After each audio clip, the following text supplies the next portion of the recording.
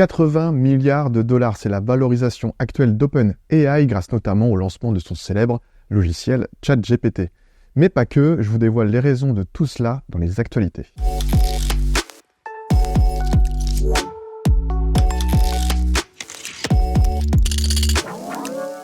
Bonjour à toutes et à tous, je suis Charles d'e-commerce nation, très content de vous retrouver pour une nouvelle émission du journal du e-commerce, notre émission consacrée aux actualités de l'écosystème. Je vous rappelle le concept du JDE, vous présenter les dernières actualités marquantes pour ne rien rater de ce qui se fait dans le e-commerce et dans le retail.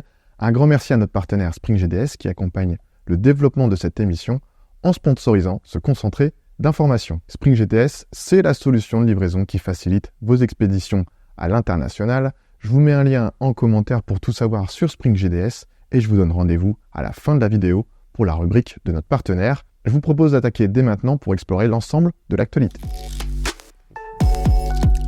Notre première actualité pour ce mois de mai, c'est cette affaire incroyable de réseaux chinois de faux. Des marques comme Lacoste, Dior, Nike, Reebok ou encore Uniqlo ont servi d'appât.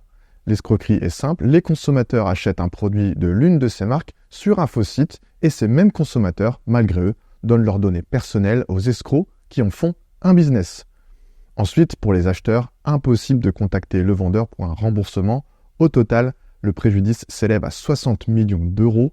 D'après le cabinet allemand SR Labs, qui a révélé cette fraude, plus de 22 000 sites frauduleux seraient encore en ligne parmi les 75 000 répertoriés. Nouvelle actualité à propos de Temu, nous en parlons régulièrement. Cette fois-ci, une plainte a été déposée le 16 mai dernier par plusieurs associations de consommateurs qui accusent la célèbre plateforme e-commerce à prix cassé d'infraction à plusieurs dispositions de la législation européenne. Temu, l'application la plus téléchargée en France, est notamment accusée d'interface trompeuse qui incite à dépenser plus. Déjà par le passé, l'application, aux 75 millions d'utilisateurs mensuels en Europe, avait été accusée d'exploiter les données personnelles de ses clients aux États-Unis. En bref, on n'a pas fini d'entendre parler de Temu, en bien peut-être, mais en ce moment surtout en mal. Je vous l'annonçais en introduction, OpenAI s'apprête à lancer son moteur de recherche pour concurrencer Google. Ce moteur, propulsé par l'intelligence artificielle, serait une extension de son produit phare ChatGPT avec une fonctionnalité de recherche avancée et des réponses aux requêtes enrichies. La course est lancée pour OpenAI qui a déclenché un engouement mondial et sans précédent pour l'intelligence artificielle. Pour cette quatrième actualité, nous restons avec OpenAI qui a notamment dévoilé son modèle GPT-4o, une application pour desktop. Ce nouveau modèle n'améliore pas les capacités de raisonnement, mais étend les possibilités et les modes d'échange tout en coûtant moins cher que son prédécesseur, du moins pour ce qui est de l'API. Ce n'est pas tout puisque GPT-4o pousse également la reconnaissance d'image plus loin. Tout en conversant avec l'IA, il sera possible d'ouvrir la caméra de son smartphone et d'interagir avec ce que celle-ci capture en temps réel. Que du nouveau et de l'innovation pour l'IA qui ne cesse de faire parler d'elle. Notre dernière actualité de ce mois de mai est le partenariat étendu de 5 ans entre LVMH et Alibaba. Le nouvel accord permettra à LVMH d'accroître sa présence en Chine dans les domaines de l'omnicanalité, des données et de la technologie. Stéphane Bianchi, directeur général adjoint du groupe LVMH, a déclaré que ce partenariat aidera à accélérer encore la croissance des activités omnicanales et à continuer de bénéficier des capacités transformatives des technologies du cloud et de l'IA d'Alibaba, ainsi que de leur expertise mondialement connue dans les opérations sur le commerce en ligne. D'autres projets sont en cours entre les deux marques, comme par exemple la digitalisation de lieux de luxe iconiques. Voilà pour ces 5 actualités e-commerce et retail. N'hésitez pas à me dire en commentaire celle qui vous a le plus marqué.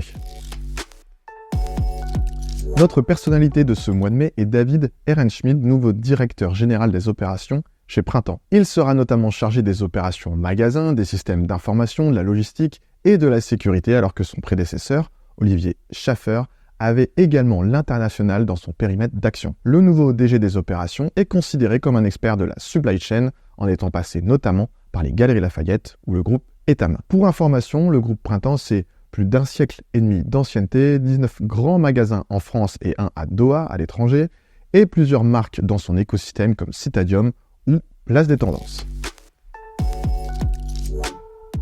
Notre outil d'analyse concurrentielle e-commerce est en ligne. Il vous permettra de prendre une longueur d'avance en quelques clics sur vos concurrents. Cet outil tout en un e-commerce a été spécialement conçu dans le but de devenir votre allié stratégique afin de dominer votre marché. Vous retrouverez dans l'Observatoire plus de 500 sites e-commerce analysés, des études de marché, des données stratégiques sur vos concurrents en temps réel ou encore un tableau de bord personnalisé avec vos concurrents. N'hésitez pas à directement vous rendre sur le site de l'Observatoire pour tester en exclusivité la plateforme observatoire-ecn.fr.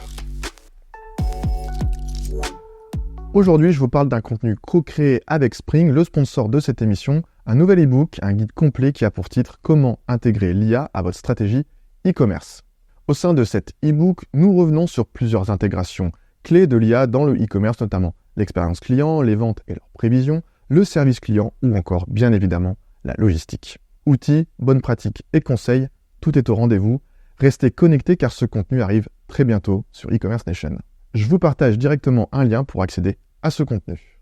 Merci à toutes et à tous d'avoir regardé cette nouvelle édition du journal du e-commerce. N'hésitez pas à me dire en commentaire l'actualité qui vous a le plus marqué. Vous pouvez aussi nous dire ce que vous avez pensé de cette vidéo. Nous sommes toujours preneurs de vos retours pour faire évoluer ce format. Si vous avez des actualités intéressantes à nous partager, n'hésitez pas à les poster en commentaire de cette vidéo ou à prendre contact avec un membre de notre équipe.